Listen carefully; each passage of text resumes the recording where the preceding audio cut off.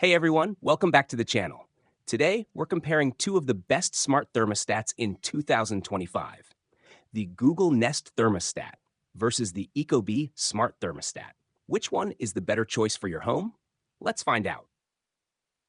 The Google Nest Thermostat is known for its sleek, modern design and seamless integration with the Google ecosystem. It's easy to control using your Google Assistant, and the learning feature adjusts to your routine to save energy. Plus, its budget-friendly price point makes it an attractive option for many.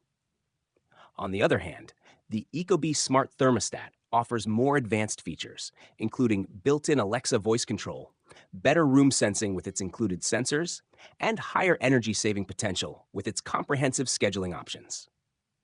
It also works with more smart home systems, including Apple HomeKit and Google Assistant. When it comes to smart thermostats, it's all about your needs. If you're looking for simplicity and great Google integration, the Nest Thermostat is a solid choice. However, if you want top-tier features, room sensors, and more customizability, the Ecobee Smart Thermostat might be your winner. Which one do you prefer? Let us know in the comments below. Thanks for watching, and don't forget to like and subscribe for more comparisons. See you in the next video.